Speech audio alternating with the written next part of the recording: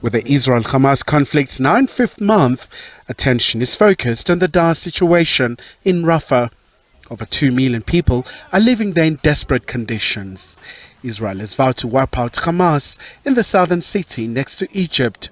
Well, the areas that we've cleared north of Rafah, plenty of areas there, but we are working out a detailed plan to do so.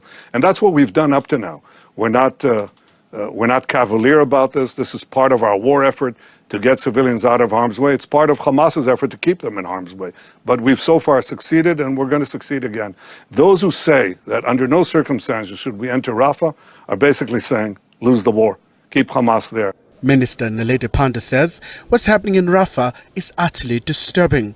South Africa is totally horrified at what is happening, continuing to happen to the people of Gaza and the West Bank and now Rafah.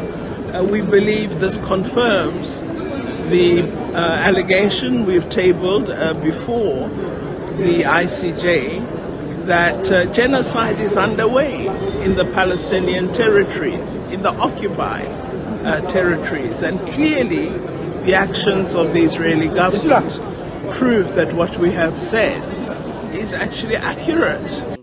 South Africa has requested the International Court of Justice to step in, warning that Israel's move will result in further large-scale killing, harm and destruction. Pretoria says this will be a serious and irreparable breach both of the Genocide Convention and the World Court Order.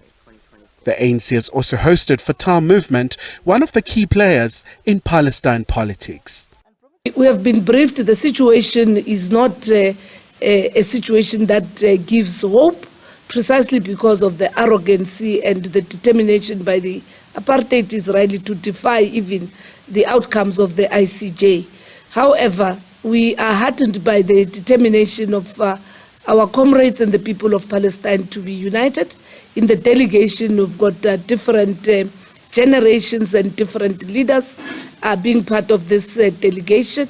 Secondly, you have leaders who have gone through trials and tribulation, but all of them emphasizing the gratitude to the African National Congress and the people of South Africa, our government in particular, as well as to people of the world that have taken a stand for humanity and justice. Therefore, we are a national delegation rather than factional one, okay? We convey our thanks, appreciation to the people of South Africa, all the people of South Africa, but ANC, legacy, the spirit of Mandela, the commitment of South African people, the great president of South Africa, the great staff assistants, a great lady, foreign minister, minister of justice, and the rest of the group who led this brave and courage and exceptional initiative. The U.S. State Department says without a credible plan that Israel can execute, Washington, D.C. will not support a full-scale military operation in Rafah. We do not support any military campaign in Rafah going forward as long as they cannot properly account for the 1.1 million people by some estimates who are in Rafah today, some of whom have already been displaced, some of whom have been displaced multiple times. We think there needs to be a credible plan that they can actually execute before they undertake any military campaign in Rafah.